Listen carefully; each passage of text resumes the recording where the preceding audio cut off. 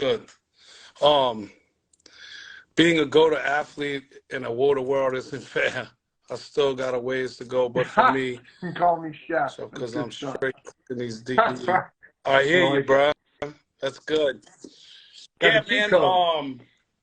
You know, yeah, yeah. It's one of them things where once you start dialing it in and you start feeling it, and it's gonna manifest itself. You know, that's what we kind of went back to. You know, you could see like we had the week with Jameis or whatever. We're about 12 days in right now. And he's very, like I said last time, the work ethic and stuff like that is there. So it makes it easier. But, you know, taking everything that we've been doing, Rick's gone.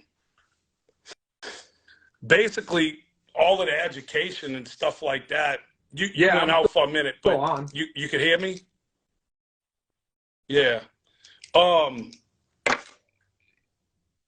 so over the Wi-Fi shit. Basically what I was saying is that everything that we've been doing education-wise and all, before it gets released to them, we're applying it here and making sure that that process, that breakdown and everything, and you know, going from the ground to the wall, or you know, trying to take some of the wall out as soon as all that process is being tested in the lab.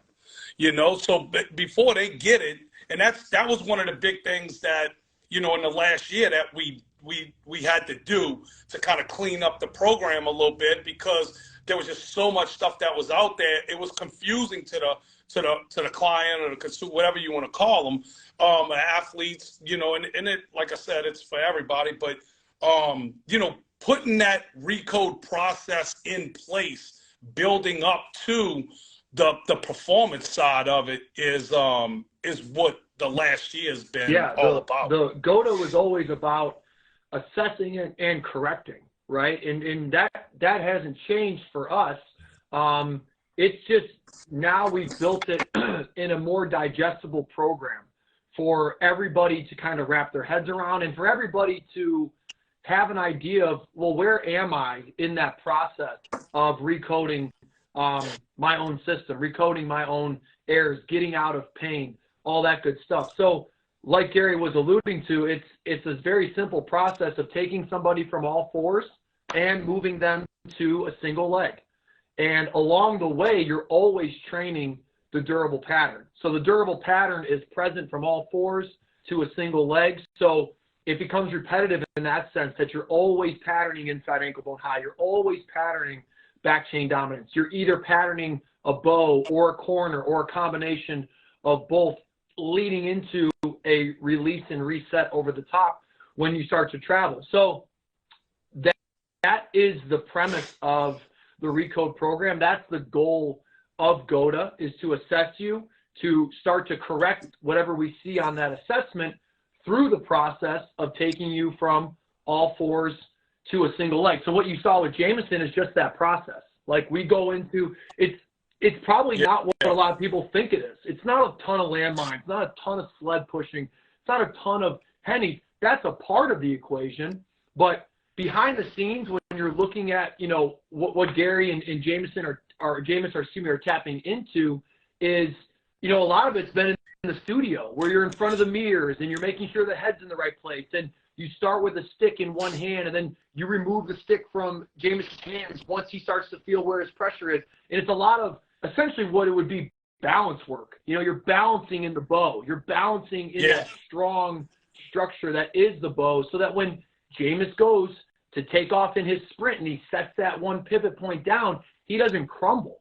He's not going to crumble if we do the right things as far as packing pressure into a decompressed structure. He'll crumble if we don't ever really put the pressure into the system, or we sort of think that we're doing a drop-in because we've got, you know, a wall around us, or we're just too much invested in the support and not enough invested in owning it at the foot and ankle level. So we've been kind of dropping little nuggets on this Recode program in our posts, or just kind of talking about it here, but that program is on the GOATA app. So our GOATA app is for our coaches. So if you want to get into the Recode program and start to work your way from all fours to single leg, find yourself a GOATA coach that can take you through it. But also stay tuned if you're a DIY type person. Stay tuned because we're going to put that Recode program into Recode 225, and it's going to be a much easier way for people to progress themselves, because this isn't just exercise.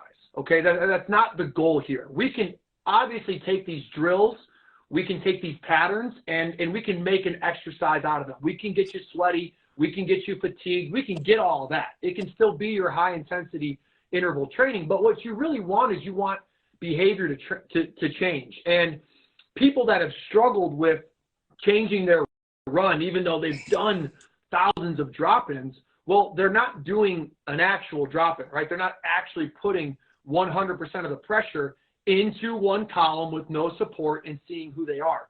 This program takes you to that point. When you get to the last regimen in the Recode program, it's called Advanced Single Pivot Point, and it's 401. It's a lot of single leg work. Like, you're going to be very fatigued. It's going to be the most challenging sort of Recode regimen you could have. And then once you're good there and you feel strong at that regimen, man, yeah, landmine, sled, Henny, you can feel good about moving fast throughout either your workout or whatever play it is that you do from a sports and athletic standpoint. Mm-hmm. Somebody asks, is it safe to do it with discretion? All it is, everything that you do, if you're an athlete out there or you doing anything, you could jump right into it. Like, there's nothing. It's not. We're defining a better way to get the result quicker without cutting any corners, is basically what we're saying. We're not saying that we was doing it before and it was wrong. We got tons and tons of results. We've always been, the math's never changed, the process has never been changed. The goals, it's been refined. It's been, hey, let's not spend a week on the wall. Let's get straight to the unsupported stuff once they understand the pivot point and they get the neurological feel. One of the things that happened is starting right now is, like, I hooked Jameis up to the sled today. So we go to the sled and then he does a pull. And it's all controlled work. It's not like we're trying to take off and run with the sled or anything like that. And now, I mean, I got 20 videos from today of, hey, look at the feet. Look at this. Stop doing this. Like, in other words, there's these transitional periods where you're going from that, like, I took him through, you know, the decompress, and then he's still not decompressed either fully. So as he decompresses, you're going to see a bigger bow. You're going to see that talus be able to open, the shin open, and set a bigger bow on a straight foot. You can't cheat the process. You can't not decompress constantly, because we're still subject to those chairs. We're still subject to the bed, the shoes, and different things like that. So when you go from that single leg ISO controlled or pulse, whatever phase of your Recode that you're in, when you go and you translate it to that sled or that sprint, the camera's out again. Like, the videos that y'all seeing in the Recode is just on social media. It's part of, like, my phone's in my hand the whole time. Like, we're breaking down film constantly, and it kind of goes back to that whole thing of, you get these football guys that come in and they nerd out on it a little bit, like Jameis is doing, watching the stuff at home, following the lives. He's on the YouTube channel. He's doing his homework. He's doing his job, like, to take care of his body and make the changes happen. So we're seeing the results. His trainer, Coach Otis, Modern Day Fitness, he's sitting in here. He's in the institute. He's doing the modules. He's studying. He's learning. So it's like, that's where the parents and all can come in. If you're doing the DIY, parents, coaches, go get the certification, get the education modules, apply the stuff with your child, take them and fix them, because it's like anything else. The more that you put into it, the more you're going to get back. If you sit back and you lazy with it and you think some fucking child rockers is going to help save your knees, then you're sadly mistaken. Is it better than not doing them? Absolutely. But you need to be applying this shit. Like, it's like anything else in life. It's that whole, you go turn on any motivational speaking thing, and they're going to talk about what you put in, you get out. Yeah. It's go to two. Like, go get yourself educated. You can't write a fucking paragraph without knowing how to do English. You go to English class to learn that. Athletes, get in the institute. Get in the institute. Educate yourself. Just some of the pro guys out there that's going to watch, they're making millions of dollars. Spend $1,000, $1,300, get in the cert, find out exactly what you're doing and why you're doing it, because no other program gives you that. Nobody says, this is the blueprint, this is what's got to happen, this is the process to get there, these are the phases, here are the tools, the app, the institute, everything. Nothing is out there that's laid out like that. And that's what we was talking about, dialing that in, not the part of is it unsafe to do yet. We're saying it's been being refined and turned into this process that is fail-proof. If you need a go-to coach, get it. If you want to go through the assessment online, you're going to get a 3-week regimen. That's going to last you 3 weeks. Then the Recode process will be in the DIY with Recode 225 in a few days. All that stuff is being done. When Jameis went to the sled, when he goes to the sled now and he starts to pull a sled, he's back to inside ankle bone low, hard to set a bow, and then by the third or fourth pull, it's starting to fall into place because he has the kinesthetic awareness now to know the difference between inside ankle bone low or not. That's why you need to really be doing this stuff right. And if you don't feel something right, it's probably not right. And the other side of it is you may think you're setting a bow, but what's really a bow is not. That's why the stuff you've been doing, Rick, where you've been putting out like the definition side of it on the education, that all of that stuff's in the institute, is all great, because now they could go in there and say, well, I gotta, if they recording themselves, I gotta have a bow. My foot's gotta be straight. I'm still crooked footed. So something's going on in the ankle.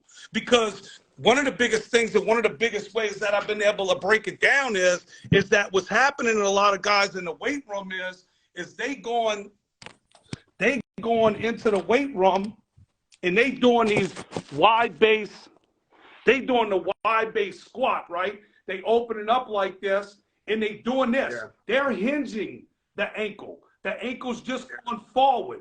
So if I take that system, then I can't set a bow because the only access I have is a hinge.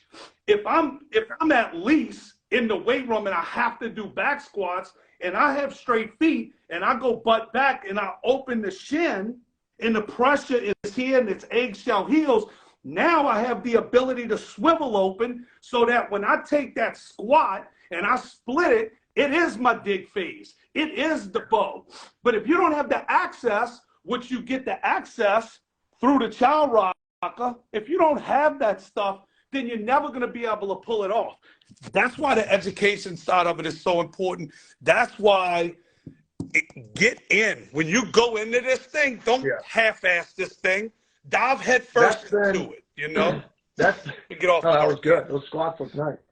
It's so easy to squat bad. You know, it's tough to squat correct. It's easy to squat bad. That's part of the problem. But what I was going to say is the Institute was built with the coach in mind, right? So it was built so that it can be an automated system. It can be easy for coaches to get that education, to get their certificate, and to start affecting change in their community quickly. And to answer the question that kind of led you into that deep dive was, you know, is it safe to start? If we're starting on all fours, and at the, you know, the worst I've seen is somebody that's, you know, got bad hip labrums or the knees are hurting. For that person, I've given just get to all fours. And I'll let them just get to all fours for 2 weeks and just gently start to move the tail back. If you start there, it might be 2-3 weeks of just that, but that will at least open up the system enough to where you can push a little bit further. Then you open up the system a little bit more and you can push a little bit further. So if you start the right way and you start with the Groundwork 101, go get the first program of the Recode program. It's out for free on our gotomovement.com. You just click free guides. You'll go ahead and you'll get that first program. It's simple exercises. It's going to give you groundwork tips and reminders.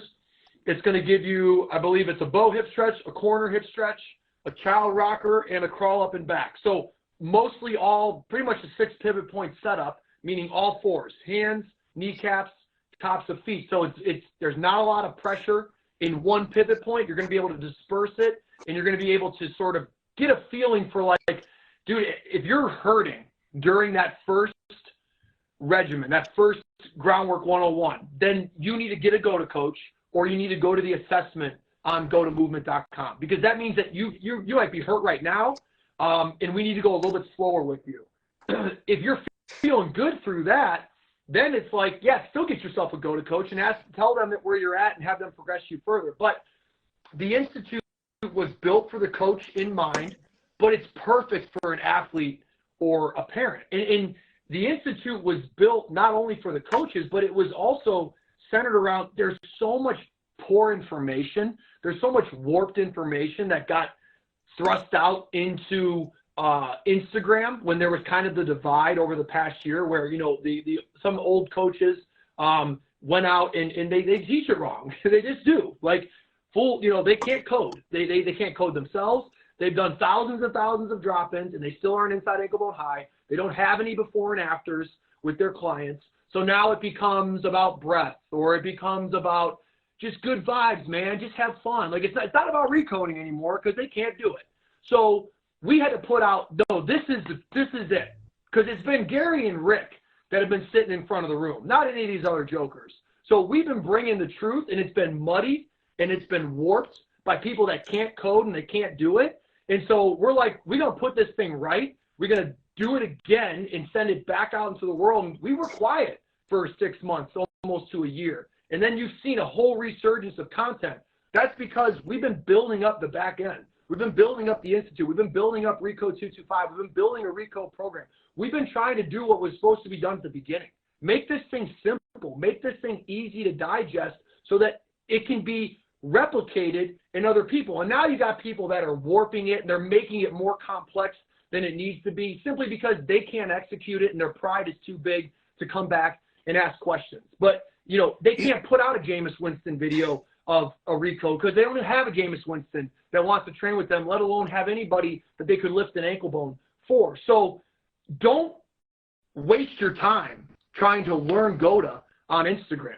Don't waste your time trying to learn anything on Instagram. Get interested on Instagram, but go to the places that have been set out for you to learn from. Now, I'm going to do a better job of tiering the video so you're going to get some ideas of what's in the Institute. You're going to see longer videos on YouTube. You'll see highlights on social. That way you can get a feel for these concepts, and you can get better information surrounding the basics that has to do with GOATA. But the Institute is built for coaches, athletes, and parents, because if you're a coach, you're able to go in there, you're able to go, oh, that's what they mean by all this stuff. There's the logical order, step by step, that I should let this hit my brain so I can learn it quicker than Gary and Rick learned it. We don't want you to spend 3 years learning GOATA. Yeah, please. I want you to I've been in this learn it in 3 weeks. 2017. I want 3 weeks to go by and you'd be like, you know what? I can go help my dad. I can go help my neighbor. I can go help my athletes. Like, what good is it if it's like, well, yeah, I agree with GOATA, but it's going to take me 3 years to understand it. Well, fuck it. Just keep doing what you're doing. At that point, like, you need to have a well-oiled machine that you can then go ahead and replicate. That's what the Institute is. So if you're a coach, that makes you deadly. Now you can see the movement happening in your gym. You can see the movement happening in your community. You can see the movement on yourself, and you can start to affect change. If you're a parent, you can start to see good and bad in your own kids. If you're an athlete, you can start to see it in your own self. And then you'll get 3 months on the GOATA app where the Recode program is. I've been telling athletes, go into the Institute, get the education. You're going to have lifetime access to it. We're going to have a continuing education. It's always going to be more and more education going into that website. Get on the GOATA app. It's $30 a month for renewal, $330 for the year. You get 3 months for free. That's 3 months to start the Recode program. That's going to be y'all's cheapest option. That's cheaper than Recode 225. So we have set up a multitude of different ways. We even got a weekly subscription to Recode 225 coming in. So we're trying to set up a bunch of stuff on our end that makes this thing easier for you guys to, hey, I like what they're saying on Instagram, but I want to get it. I want to try this out. I want to see what this is like. Yeah, try it out. Yeah, we're going to let you try it. We know how good it is. We know the stimulus that you're going to get from it. One of the things, somebody had asked something about, can I share some stuff that Jameis might have said about modern day PT? First of all, like, Jameis Winston's a class act. Like, if he had a bad comment to say, he ain't gonna put it out there. And number two, I wouldn't just closed conversations that I have with my clients. But, you know, the fact that he's here probably says a lot. I mean, he's looking, this is a guy, like you got these athletes out there and there's so much misinformation. There's so much that you have to walk into that room and you have to just trust. It's like, hey, this is the thing. This is what it is. But if you get into the healthcare system, you're probably not getting out of it. Like, you're going to go in there with the, you know, there's a process to the healthcare system.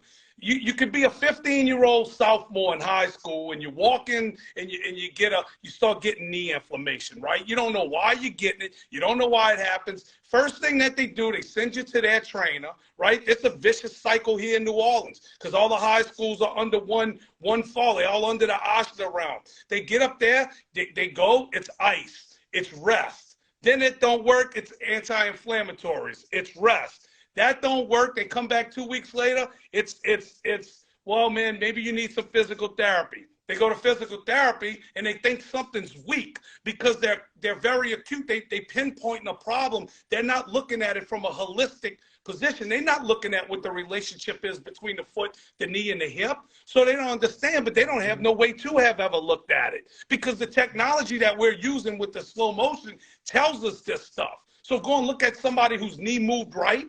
And go and look at somebody whose foot and placement's wrong would have been the only solution. Let's move like the guy that didn't never have a knee problem. So you go into that healthcare system, and now all you're doing is trusting. $35, copay, $35. And you sitting in there, and it's just one after the other. Next thing you know, man, we're going to have to go in there and scope it. Well, guess what? Now when you go to the MRI, when you first had that little bit of inflammation, that's just a fucking torn meniscus now because they didn't do what they were supposed to do and look at your foot from the beginning. That's the problem with the PT stuff and all of that stuff. And this is the thing. It ain't their fault. They're in a system that's built that way. It's by design for you to get in and spend your time there. Of course they don't want GOATA to be right. Of course PTs are coming to the page and saying, what's his 10 split like?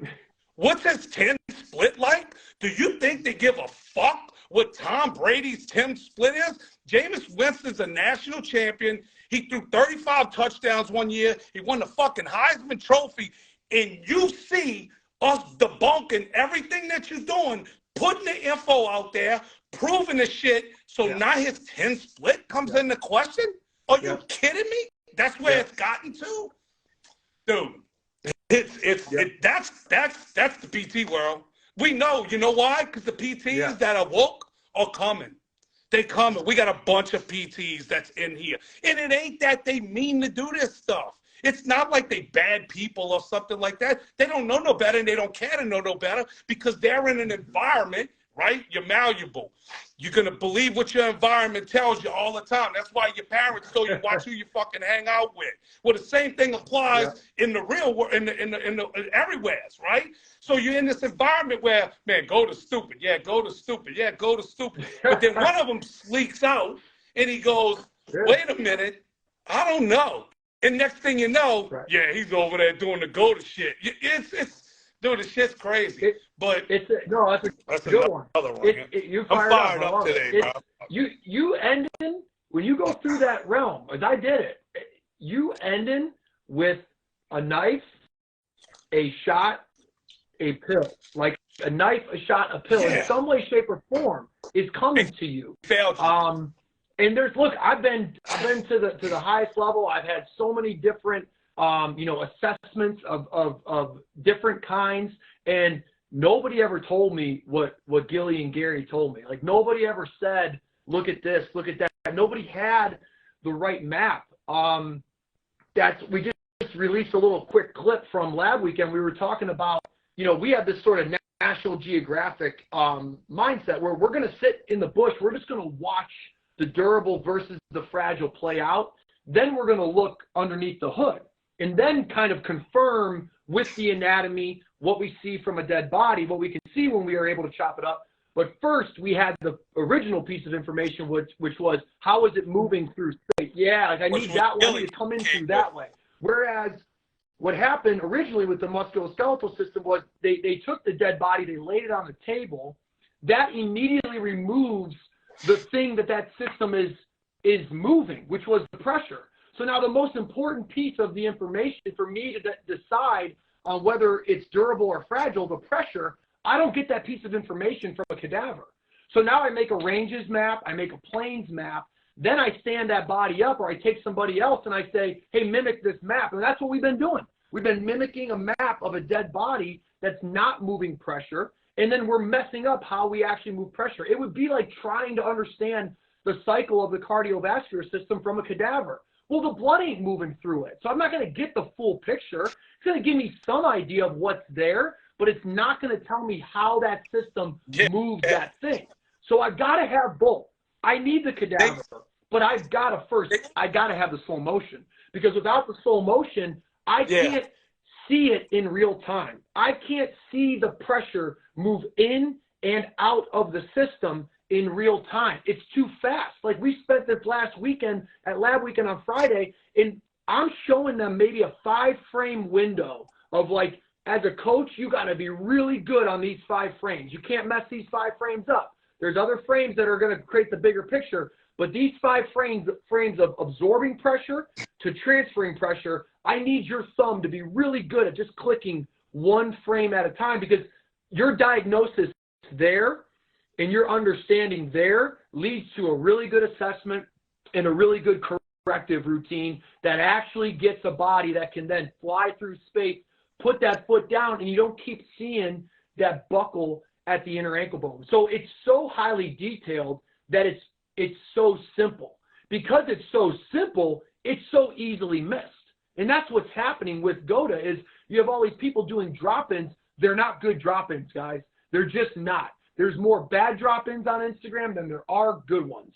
And that's just the sad reality of the situation, because everybody's got their own interpretation of it. And I see a bunch of people leaning on support, a bunch of people with weight in their back leg, a bunch of people that aren't honest with how they're actually loading up pressure, because they forgot the first lesson. The first lesson was, where is the pressure? Where is the pressure? Where is the pressure? We beat that into the coach's head, because I need you to appreciate that that was what was missed at the beginning of all this thing. That's what's led us into the mess, is that we're not looking at the musculoskeletal system as an integrated system that's moving something, right? We're just looking at it as planes and ranges, and if I check every box along every range, along every plane, then technically I should move better. Well, it ain't working, and it hasn't been working for decades. And then you take somebody who's been wrecked, who's got a left ACL, who's got tendonitis in the right Achilles, and you start to change the behavior.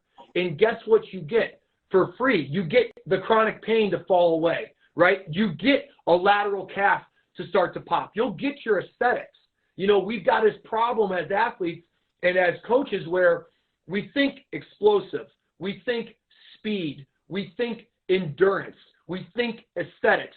You can have all those things without durability. What we're trying to show you at GOATA is that if you just aim for durability, you land on aesthetics, you land on speed, you land on endurance, you land on strength. You get that for free, but you've got to go through the tunnel with the lens of what's durable. Because things can be explosive as WOTA, things can be explosive as GOATA, meaning they have strength, they have power, they have speed. But you can only be durable with one of those. You can only be durable as a GOATA. You can be explosive as both, but you'll be fragile as a WOTA, and you'll be durable as a GOATA. So don't frame it around how explosive you are. Frame it around, first and foremost, how durable you are. Because the explosiveness part of it, guys, that shit's over. Like the 10-yard split or whatever. Who cares? Dude, it's a 17-game season just to get to the dance. It's 5 days a week.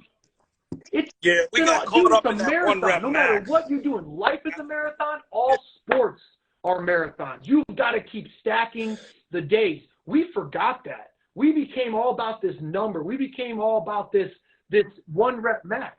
And it's not about that. It's about the longevity. It's about the durable nature of the system. If something's durable, you already imply that it's got endurance and it's got strength. And then the other part, if you fast, you fast. Cut this nonsense out about, oh, I'm going to get this dude fast. No, bitch, I'm slow. If I'm slow, I'm slow. Like, at the end of the day, Tom Brady ain't going to be a 4.3, but he can still be durable. Your fast guys are your fast guys. Your jumpers are your jumpers. Can you squeeze out every last bit of potential that you have? Yes, but you need to squeeze out every last bit of potential that you have with the idea of, I want to be able to go out on the court and do it a bunch of times. Just because I got a ton of people I know that, man, they got 38-inch verticals, but that 38-inch don't show up when you're on the bench. You know what I mean? Oh, I can throw it 80 yards, but you're on the bench. You know? Oh, I can hit it out of the park, but you're on the bench. So you don't get to do any of those things. We want you to have more opportunity. More opportunity means more skill development. More skill development means more time on the field. More time on the field means that's what you were really there for. You wanted to cross the white line with all those fans going nuts, and you're looking at your buddies, and you're like, dude, I feel great, and it's time to fly around and have some fun. That's what we're there for. That's what the athlete's there for. We ain't there for the fucking deadlift. We just do it because you told us to. Nobody stopped to ask. Well, Rick woke up. Gary woke up, and now we're going to create a mess for everybody because we're going to keep exposing the truth that it's been bullshit. It's all bullshit. The fastest, strongest, most durable athletes are in the past. The fastest, strongest, most fragile athletes are right now. It's the most fragile time it's ever been in professional sports. It ain't faster, it ain't stronger, but it is more fragile. You just got duped along the way. You let the technology and the numbers confuse what was the real thing. The Jackie Robinsons, the Jesse Owens, the Willie Mays, the Babe Ruths. There ain't nobody better than those dudes today. Those are still the GOATs. The Michael Jordans, those are still the GOATs. Those guys didn't touch the weights. They played the game. They played the game. You're going to get back to playing the game with GOATA, and you're going to play the game more and train less. How about that? Train less and play more. That's what everybody wants, right? Well, let's get back to it. Yeah. Well, you know, you start looking at how some of this stuff happens, and it's like, you know, you go to the strip as soon as it happens, right? You get this 12, 13-year-old kid, and he's a stud, right? He's a phenom. Now, and that's happening in my gym right now. We get a kid, he's 12, he's a high level GOATA, as best as we've ever seen. As soon as that happens, all other trainers start pulling on him, right? They want to, man, he got to get stronger. He's got to get this. He's got to get that. We got to bring him to the track and get his speed up, and we got to do this. Next thing you know, got a little knee pain going on. He's still the best one. He's still the best player, but now he's the best player with knee problems. Dude, guess what? Michael Jordan was going to be Michael Jordan no matter what. He was going to be the dude that could fly around because of the way that he moved. LeBron James he's got the duck feet. He's not built the same. He's going to go down as one of the most durable players, but he also has a muscular injury every year, whereas if he moved like Jordan, he would be different. But these kids fall into these like it's this fallacies of like, I gotta get faster, bigger. I gotta get stronger, I gotta get my bench press up, I gotta get this, I gotta get that, and all that stuff does. It really slows them I know down. it. I lived it. I went through it. Like I'm watching kids do it right now in my hometown. I'm watching people deadlift and squat till their nose bleeds, and their goals are to throw 45-yard corner balls on the money, and they don't match up, and they never will. They never have. It's just, you know, it's the situation that we find ourselves in based on what's been the status quo. It's easier to measure the bench, the deadlift, the squat. What we want to measure is what you saw in the Jameis video. I want to measure inside ankle bone high gains. I want to measure bow gains. If I measure those things and I change sort of my coaching to be more about the visuals and less about, you know, numbers and more about my guys getting to the right point, the numbers come for free. It's kind of like, you know, a good football coach, a good basketball coach. They don't coach on, like, they don't go into the room and like, hey, I need 30 and 10 from you tonight. They don't talk about the numbers that they want. They talk about the way to get the numbers.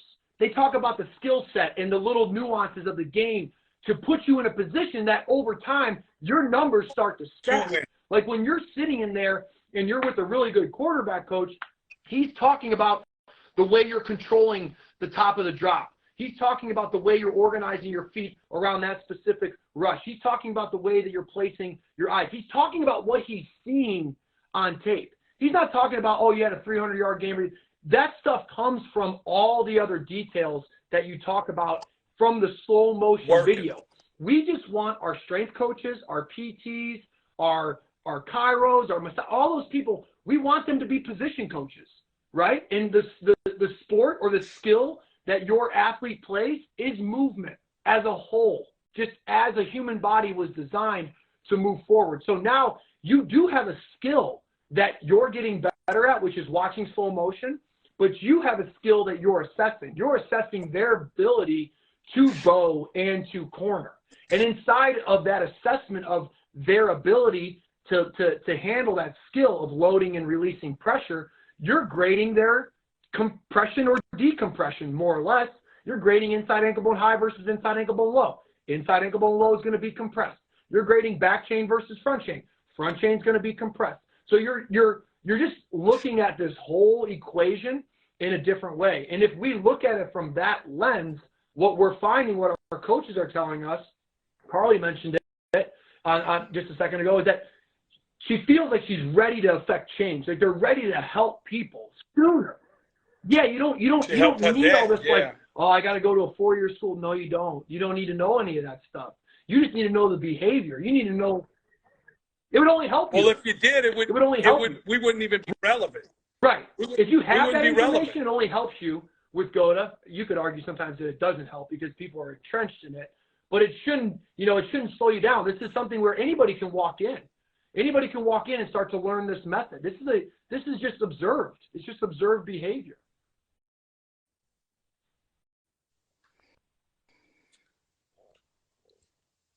Let me see. They had somebody asked about flat feet.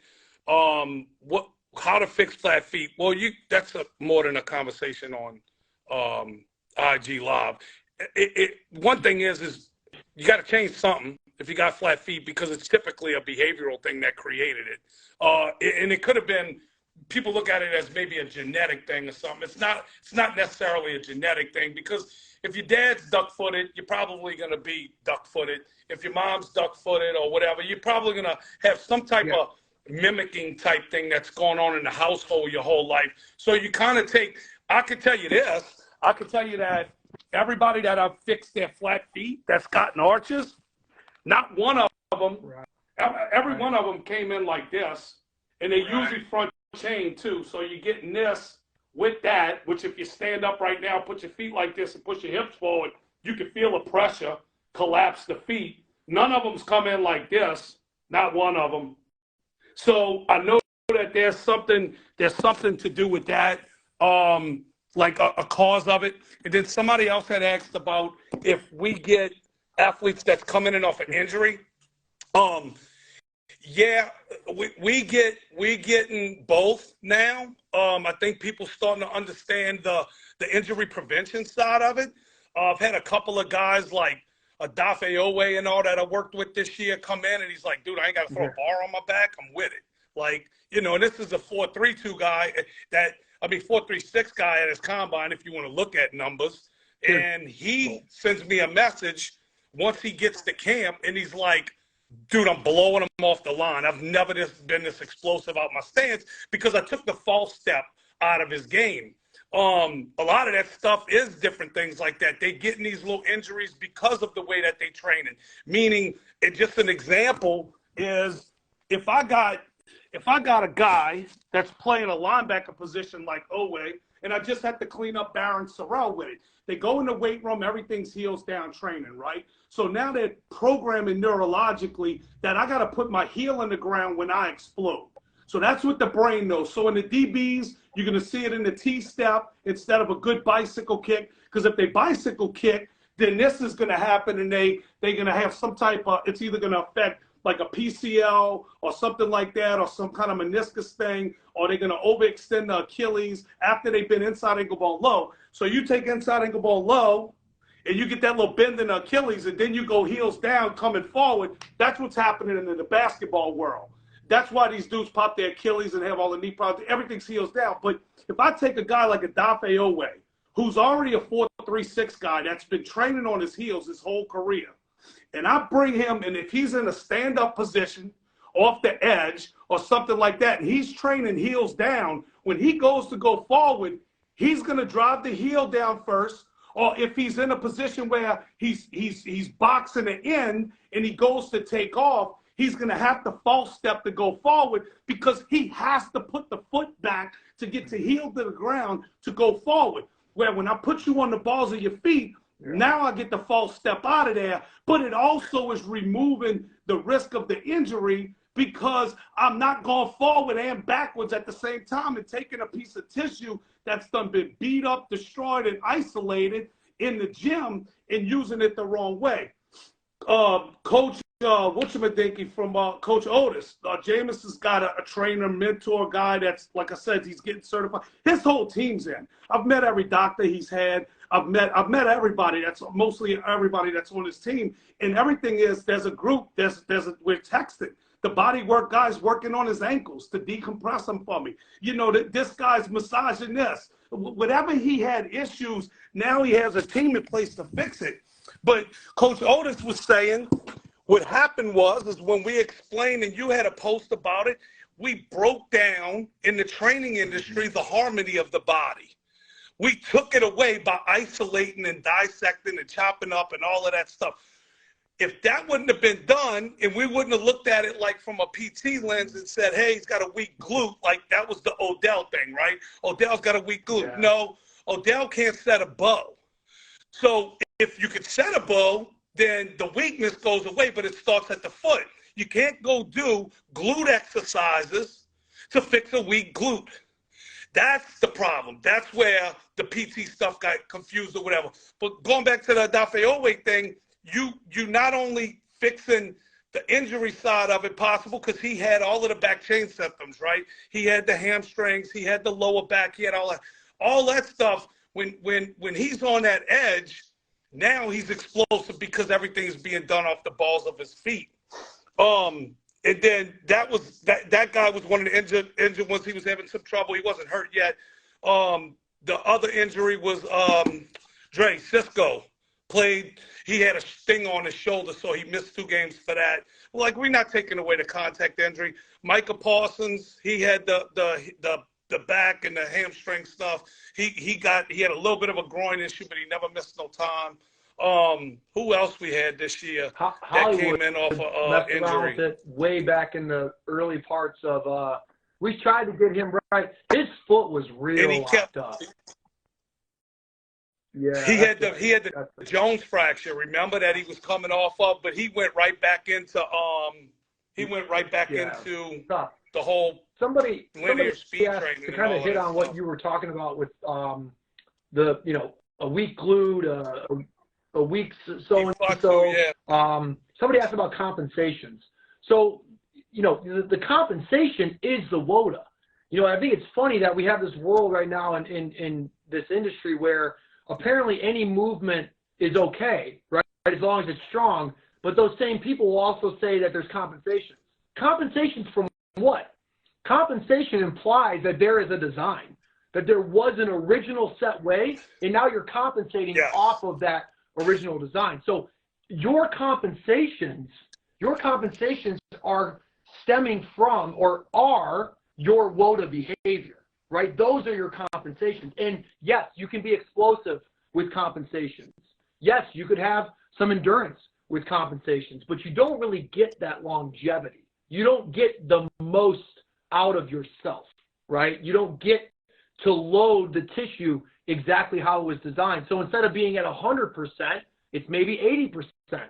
But 80% is your 100%. That's all you have access to. So you get more access to more areas inside the capsule. You get more of that tissue online. You get more of you behind every stride, behind every jump, every cut, juke, whatever it may be.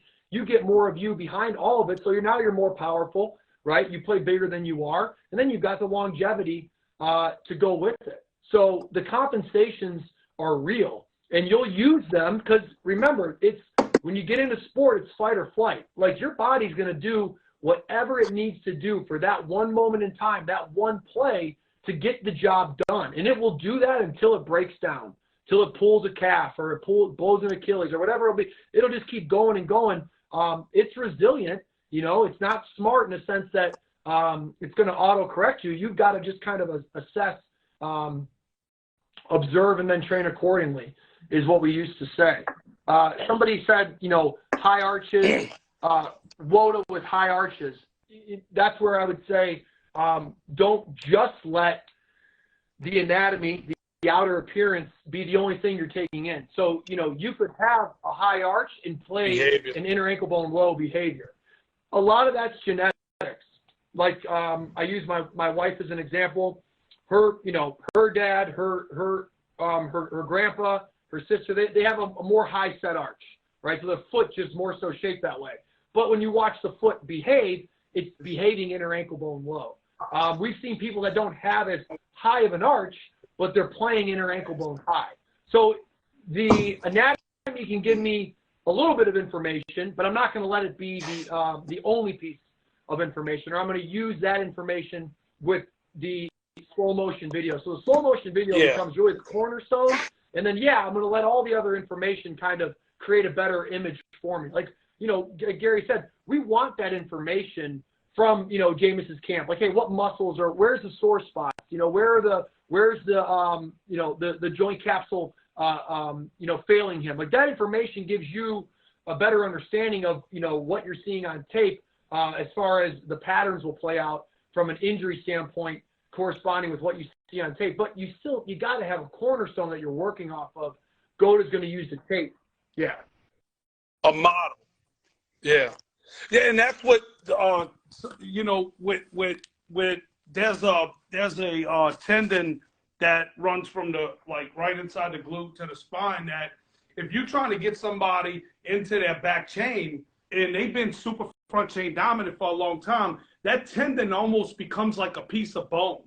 So one of the things that when I had the meeting with James's team and we was trying to get that crown, the tail to crown relationship is GOATA's going to pull that length out of that tendon to get it to where it's supposed to be. And it may take, say it took 1,000 reps, where the body work guy could go in there, press on it, and it just helps us. That's why the teams are so important, stuff like that. That's why we do need that information, and we need to bounce it off of each other.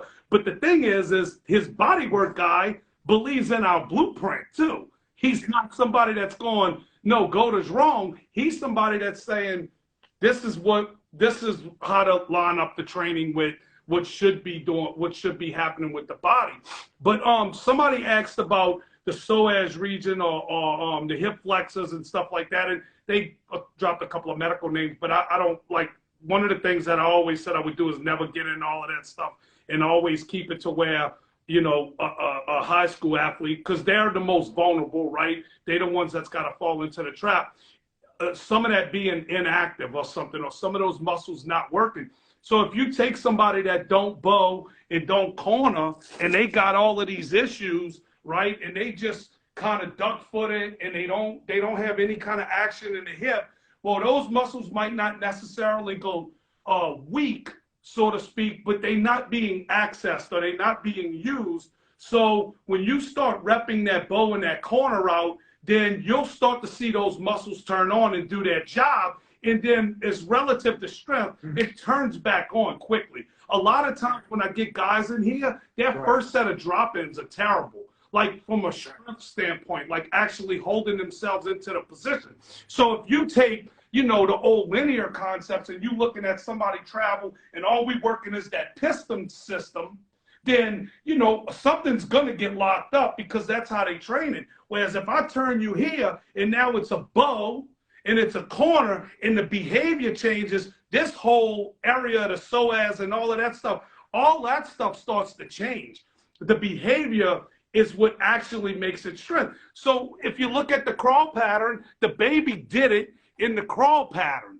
Why would that process change? Because if something's not moving right, I think anybody would say that, that it's gonna lock up. It's gonna start creating problems. So from the floor, because people make fun of us about the baby stuff, The baby crawled like this. It used these movement patterns. It stands up, and that pivot point goes from the knee. Why do you think the program that Rick's been so explicit in talking about is 4-6 to 4 to 2 or 4 to 2? It's a pivot point system. If that's how our design pattern was, that's the physical therapy, is to go back to those pivot points and own them again. Once you can get down and you can handle 6 and you could sit in these positions, and then I could bring you to 4 and you can handle 4 and open up the system in 4, then you're going to be more likely to handle 2, because now I need the bow and corner. But if I skip part of the process, then I fail myself and the rehab don't happen. So when we get a kid that comes in and they're like, I got a torn meniscus, I'm like, okay, let's evaluate. They still playing, but they're being told they got a torn meniscus and they need surgery. They come in, they get their eval done, and then we put them on 6, and we work them up to the ground. If I run them through that process after 2 or 3 weeks and they still not better, sure, then maybe you need to go get a repair done. And then I'll just start the process over. I don't waste their money. I don't pay to start over. So if that process is not,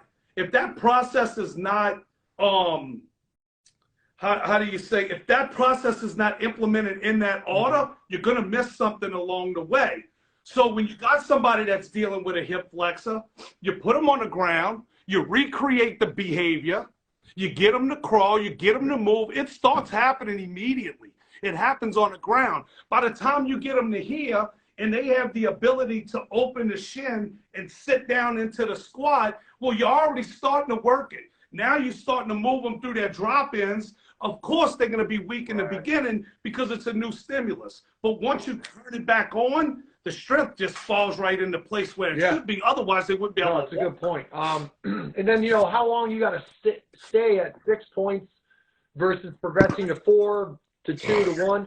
It's just person dependent. It's usually how young they are, how many injuries they've had, that kind of thing. Somebody asked about stretching.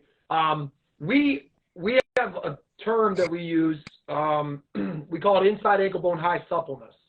So you want suppleness. Like you need to have, remember your ability to lower yourself to the ground and to get into these resting shapes. It's mobility. You sit in crisscross applesauce, you sit in Seiza, you'll realize that you need to have flexibility, as they would say. But what you want is you want to be supple while staying inside ankle bone high. So 2 moves that we do that are a big part of the Recode program are the access squat and the access hinge.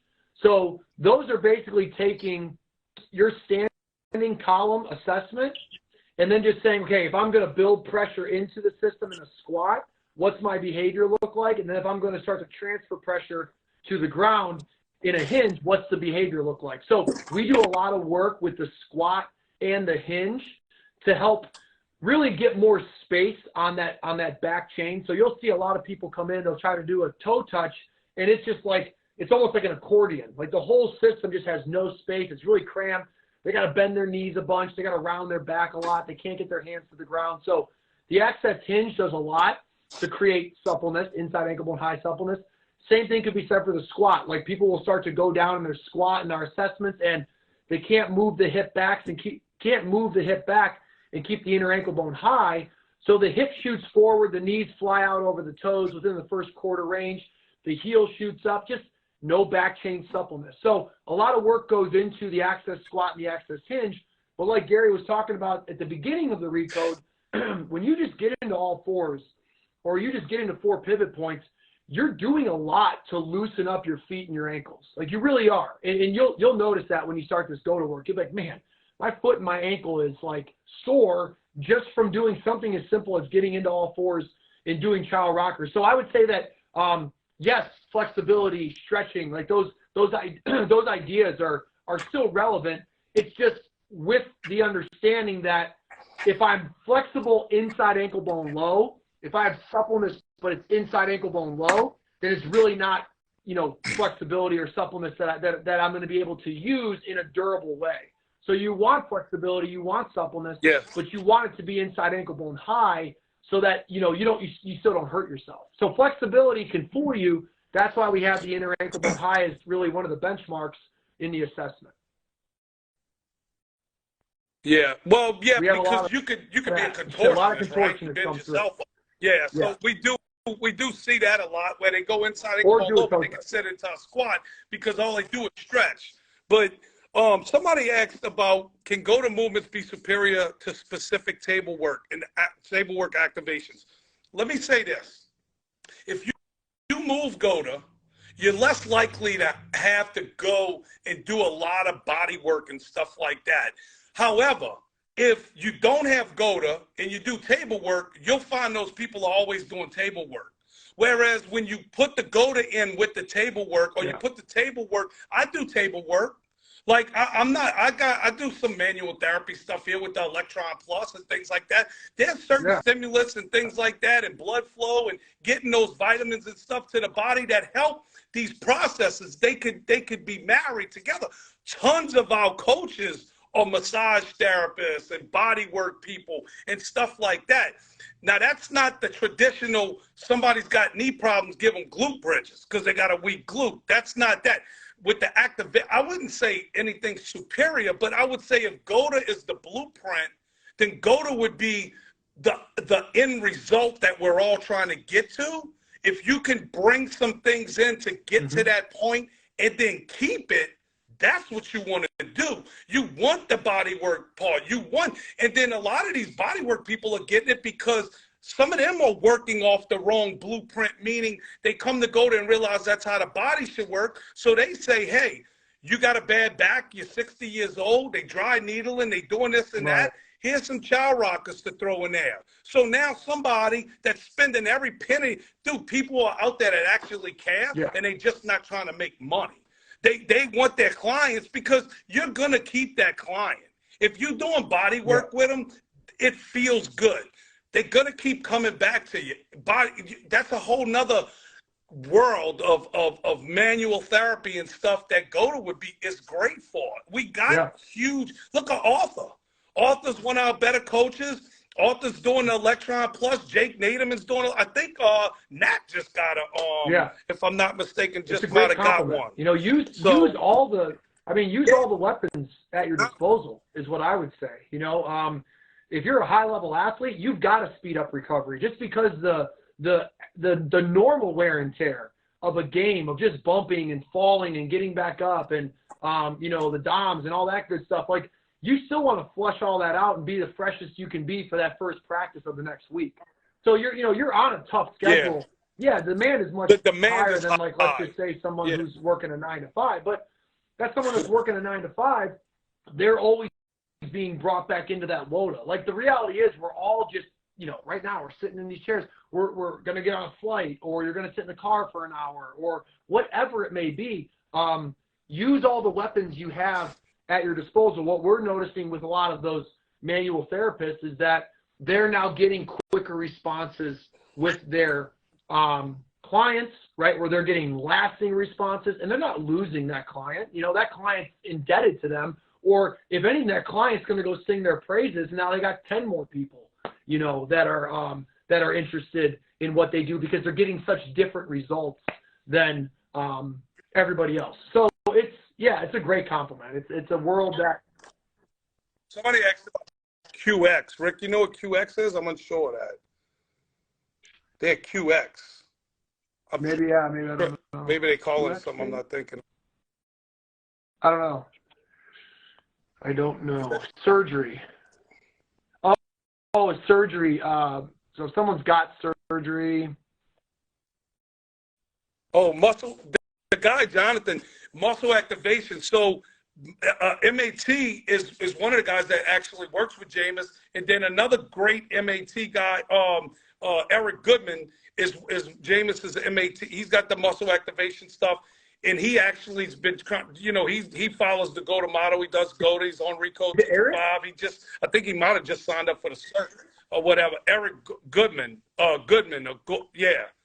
Eric, Dr. Eric. It's okay. the Good News Doctor or something like that. I think it's his Eric name. But then the other one is Dr. Graves out there in Atlanta. That he sent me. I had Amari Rogers last year. I don't know if everybody knows that, but Amari didn't miss a game. He come off an ACL. Like these guys, he tried to push Darren Waller to me, but Darren didn't come. But he actually is the one that introduced me to B.O.B., the rapper, because he lives in Atlanta. So we got MATs.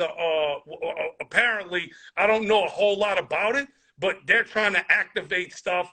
They get off the table, they go walk wrong, and they turn it back off. So it's like you got to go to muscle activation, over and over again. Where these guys are seeing. We talked about before passive inputs versus active, and this is well known across. This isn't anything we created or putting out there. It's just if you're on a table, it's a passive input.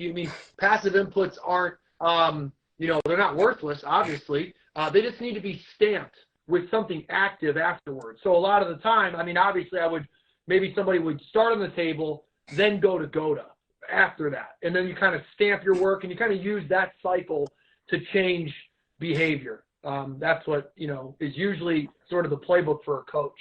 Yeah. But the guy said Nick Guerrero said it's a surgery, the QX, I guess. So this is what I would say, Nick. You're gonna, the blood flow, like say you're tight and you got some other damage in there and stuff like that.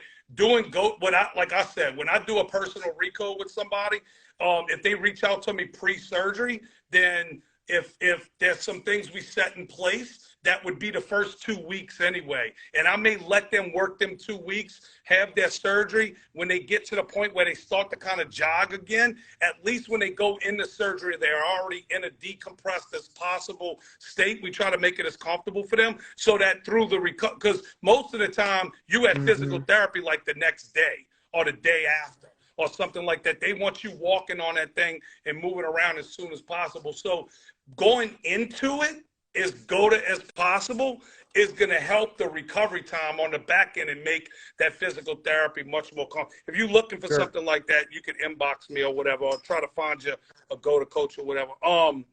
But then somebody said, Jonathan's wife, I do remember, I think Ali coming on there or whatever, nice. Signed up for the cert recently. But we'll see you in April. Cool. Yep. Yeah, Lab Weekend, man. We've been posting a lot from Lab Weekend.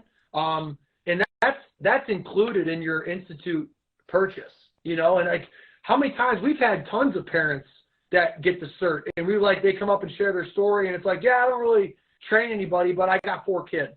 And like, this just seems like something I should know as a parent, and that's what we're trying to frame it as is, yes, the institute was built for the coach so they could get their certificate, make an effect change. It was kind of centered around the concept of that, but it's for athletes and parents as well. And with that certification purchase or with that access to the institute, you're getting lifetime access. You're getting 3 months on the GOATA app to have all the exercises at your disposal. If you become an affiliate through being in the institute, which is only available to our coaches right now you got lifetime access on the institute, all the education that's going to be in there, it's going to stay in there, and it's going to be added to there. Plus, you could get Recode 225 for life. So you could really have a lifetime purchase to Recode 225 and the GOATA Institute if you go through those channels. And then, the Lab Weekend is an add-on. Come on down to New Orleans. Come for a 3-day Lab Weekend and get that hands-on feel. Get that, deeper dive than even the Institute can go. Because now you can get those, just how many different back and forths we had in those rooms I talked from 9 to 5. And it was only because they needed to rest that we stopped. Me and Gary are going to go. And so you get a lot of information at those. And you're training, you're getting the physical side of it too. You get like I said, we've tried to create a cleaner presentation of the global laws, a cleaner system around the global laws, and make it more accessible to more people. And that's what we're trying to do. We're trying to make Recode 225 cleaner. Look for changes on there. The Recode program is going to be up. It's going to be on Recode 225, hopefully sooner rather than later. It's already in the GOATA app. It's taking you from all 4s to a single pivot point. If you're interested in going through that program, link up with a coach. Find a GOATA coach. We'll eventually have that website where we built a whole new website. We have that roster that's going to be on the website near in the near future. So you'll be able to go and click and be much easier for you to find them.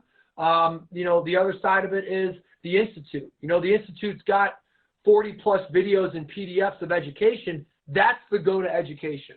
So, Instagram will get you intrigued. It'll kind of, make you look at things a little bit different, but to really solidify your understanding and your ability to then correct and assess those behaviors, you want to get to the Institute. So if you're looking to understand it better, to help your own body or to help others, I would recommend going to the Institute. We're opening that thing up to lifetime access from this point forward. The price will fluctuate depending on what we're doing as far as sales and stuff, but we've got maybe a week left of the $9.99 price for lifetime.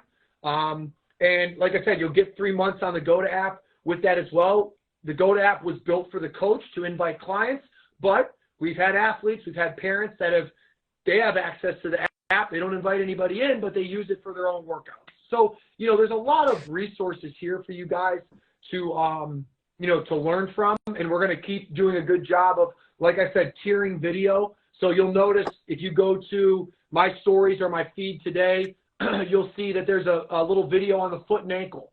If you want to see a longer version, like a 6-minute version, go to YouTube. If you want to see the full version for our coaches, go to the Institute. So we're going to try to tier it that way for you guys, so you can get a sneak peek at what's behind there and get a little more of an understanding, so you can start to help yourselves right now, start to help your body get better today. Go to GoToMovement.com, subscribe, get your free guide. So we've got the first program, the first regimen inside the Recode program is out for free. If you go and sign up for that, if you subscribe, you'll get a PDF of all the global laws. You'll get a PDF sort of labeling out how to go about that regimen each week, the reps, the sets, and then you'll get video support for that regimen. It's phase 1. We're calling it building the foundation. Phase 1 is Groundwork 101. Phase 2 is Groundwork 102. And then we work into the bilateral pressure wave. And there's bilateral isometrics. Then there's advanced bilateral. And then we're in the unilateral pressure wave. And there's unilateral isometrics, advanced unilateral. And then we go into the final sort of regimens, which is going to be mastering the pressure wave. That's going to be single pivot point isometrics and then advanced single pivot point. So that's the sort of the lineage of the table of contents of the Recode program. We're going to bring that to you guys on Recode 225, but we provided the first regimen for free. You just got to go to Movement and sign up. I had it in my stories. We'll try to keep that link in the bio. We'll try to keep that link in the story so you guys can, get a feel for being on all fours. What are the groundwork tips and reminders? How can I better organize myself? And, start this Recode process, start getting yourself more decompressed and immediately get you out of chronic pain. And then if you're somebody that's going to turn up the dial from a jog to a run to a cut, juke, jump, throw, swing, strike, if you want to be on that end of the speed dial, you need to get to the end of the Recode program. If you just work a 9 to 5 and you're not trying to sweat and you're not trying to go past the jog dial, you could basically just stay on all fours and you'll be fine. Like, you'll have enough there to keep you from the surgery table and to keep you out of pain. You'll know enough about your standing, you'll know enough about your walk, and you'll have something to scrub away the WOTA. But if you want to progress and you want to go into fight or flight type of situations and you want to fly around, you got to get to that point where you can own a single pivot point. So we've really built out one Recode program to essentially fit all bodies. It's a one-size-fits-all. If you get into the GOATA app with a GOATA coach, they can curate, they can mix it, they can give you an even further understanding of what you need specifically. It'll just help speed up the process. Mm-hmm. Yep. Well, yeah. So, it's GOATA Movement on YouTube. You'll know the channel. It's got the lives and stuff on it. You got GOATAinstitute.com. If you need more information, you could go to hit the Learn More button. If you want to sign up, they got a Buy Now button. Recode 225, you can access that now through GOATAMovement.com. If you want to get your eval, you can get your eval at GOATAMovement.com. So, I got an appointment with the accountant. So I'm going to chop this video up, everybody. I'll timestamp it. This one will be on YouTube as well. we could finish with we'll maybe be switching to a podcast format. Is that true, Gary? We're going to try to get it. Yeah. We're supposed to do a podcast, me, you, well, I don't know when it's going to run. We are doing a podcast, so it's going to be within the next couple of weeks that you'll see the podcast up. The podcast is recoded, recoded. It's like Life with Gary. I don't know, something like that. Life Recoded with Gary Scheffler, something, and then it's gonna be a few things. It's gonna be some serious topics. I had AB from ABX, AB Performance last week. He's got a pretty cool story about how he got into the training industry. Jumped out on faith and stuff like that. And we'll have Jameis, his trainer, and me and you. We're gonna do that show. And we still got the other ones. We have if you go to Recoded the podcast, it's up there right now on Google Podcasts and stuff. You could find it. You have some ones from the NFL Lineman Week. We have some old podcasts that's up there. Yeah, we do have those up there. So we're gonna jump back on there, just kind of rebrand the name a little bit and kind of go on from there. Appreciate you guys tuning in. Thank you.